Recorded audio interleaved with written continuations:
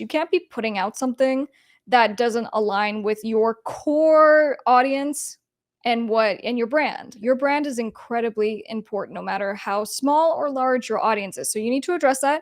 And if changes need to be made, sorry, you just got to do it. You got to go back. They need to redo their verse, or you just don't release the song, video, or whatever it is. In today's music business tip, I'm going to be discussing how to get out of a music collaboration.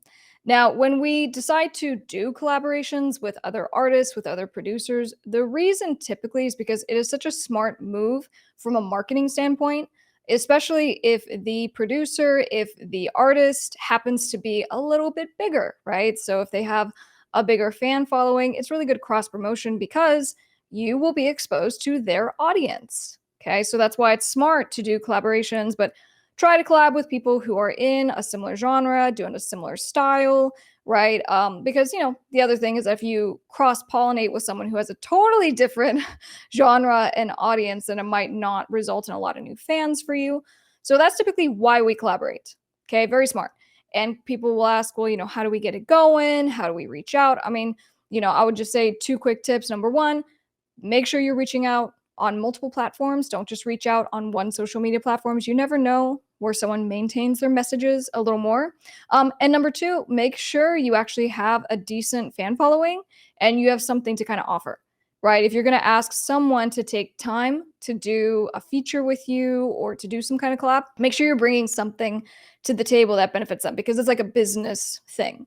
We're going to work together. We're going to cross promote. It's going to be great. So, sometimes it might be a little premature to make the request, and that's okay. So if you just need to build a little bit more, take that time. All right, so those are all the reasons why we want to do music collaborations. But things can go terribly wrong. And this is the side that I have a lot of experience in because as a real entertainment attorney dealing with contracts, this stuff comes up. So before we get into that, make sure you like this video and subscribe to this channel. If you need help with your music career, that's what this entire channel is for. It's just to give you those free resources so you can get the help that you need. And you can get additional resources, free courses, and things like that on topmusicattorney.com. All right, so how to get out of a music collaboration. I figured the first place to start with this is just to give you a few different scenarios because you might be in the middle of, let's say, a song, right? Collaboration. You might be in a tour. You might be in the middle of a music video collaboration. So I want to try to make this so it's applicable to whatever situation you're currently in. So I think that where we can start is just to say sometimes things go wrong because your styles and visions don't align. And when that happens, it's really important to have discussions like right away. Okay, so if you give your beat to someone and you're so excited to work with them for whatever reason, and you get their verse back, and the verse doesn't really align with the heart of the songs in general, or it doesn't align with your general beliefs or mission statements, right? That's something that you absolutely have to address. You can't be putting out something that doesn't align with your core audience and your brand, essentially, right? Because if you're like all about, I don't know, if you're all about healthy eating and taking care of your mental wellness, and then you put out a song that is inconsistent with that or features someone that's completely inconsistent with that, and it could be anything, then that's going to create problems with your brand. Your brand is incredibly important no matter how small or large your audience is. So you need to address that. And if changes need to be made, sorry, you just got to do it. You got to go back. They need to redo their verse, or you just don't release the song, video, or whatever it is. Okay. I've had times where artists will get, let's say, a verse or a hook back and they don't like it.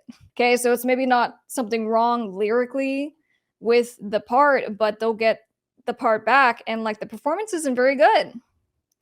And, I think that if you get something that you feel is going to take the overall stock of your brand down, then that's also a very hard decision because you don't want to hurt people's feelings, but you got to be super honest about this because that quality control becomes more and more important, but you got to start doing it right away in the beginning. Okay. And sometimes you might have a problem with the production. So I have a personal story I can share on this side. So my co-writer and producer, that ORKO, we were working on a song with someone else, and at the time it was for their production. So they had sent us an instrumental. We wrote the top line. Okay, so it's going to be the melodies, the lyrics, and we gave our top line to the producer. And then a number of months later, because they just kind of sat on it for a while, a number of months later, we got the track back, and this guy's like, cool, we're so excited, we're going to be releasing it, so on and so forth. And they had 1,000% changed everything. And they didn't change it for the better. And so we just personally were just not into what they had done at all. And so we actually ended up just being like, look, it's a little further away from where we had started, and we're just like not okay with releasing it as is. And so the song didn't come out. Now, we ended up actually taking our top line and making it into a song that's now on one of my albums, Woman in Motion. That's not the song, it's a song that's on that album. But in any case, that happened. So it's kind of awkward. And not to be like, hey, sorry, but it's not so much that the production, is the problem. It might just be a style thing. So in whatever variable of this, examples that I just gave you, you got to just kind of pull the plug and be like, sorry, it's not a good fit. Okay. And so I find that there's kind of two scenarios that come up. You either have an agreement that you've already signed, or you don't have an agreement. Okay.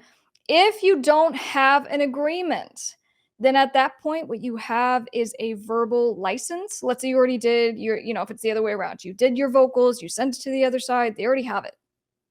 Just because you sent it doesn't mean that they get to just go and use it however they see fit, even if you've been discussing releasing the song. So the reason is because when you give your vocals to someone else, it's called a limited license. So you've given them a limited license based on the understanding that we have, that they can use the vocals, that they can use whatever you gave to them, okay? But if it's not in a signed agreement saying that you can't revoke that, then that means that you can tell them at some point, hey, I changed my mind. And based on that, you have revoked the license that you gave them, and they aren't allowed to use it. And, I even had a situation come up where I had, done some vocal work and not spoken to the producer, and, he just had these vocals in his session, and a long time later he decided to release them and to actually do like a video and do this whole thing. And I at that point had not actually spoken to him. I didn't know about it. I had not approved the final thing. So obviously at that point it was definitely a problem. And even then, because he did not actually have a writing from me saying he could do that, then I could revoke that consent, and I did. And it was an awkward conversation, because it was someone that, I was friends with. And it definitely hurt the relationship, the fact that that he had done that. Not so much that I revoked my consent, but that, just the assumption. So in any case, that's when you don't actually have a written agreement. Then the question is, well, what happens if you do have a contract? Okay. So if there is a contract and you have already given the rights to someone else, then that's the point where you definitely want to get an attorney to help you, because there's ways to resolve it. Trust me, I can get someone on a phone and we'll figure it out. But it's going to be a whole lot clearer on what we have to do if there actually is a written contract. It just might be a little more difficult because, for example, if they've already paid you and you did the thing and now they own it, that's where kind of the train has left the station a little bit. But there's lots of ways to resolve these situations. But it comes back to just being super honest, because I find that people have a tendency to be more honest and direct too late, right? So they wait too long and they're getting super frustrated and anger. And then out of that anger, they finally say what they really wanted to say, which isn't good. You never want to speak out of anger, because now it's just going to be a hostile kind of thing. But if you can actually communicate and be like, look, I'm not feeling this, I'm not into it. Can we change this? Can we change that?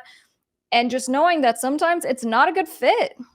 Things happen. I've had music videos that I've done, paid a lot of money, paid a lot of time, took trips to shoot things, and then the end product came out. I'm just like, no, this doesn't represent me well. I'm not going to release it.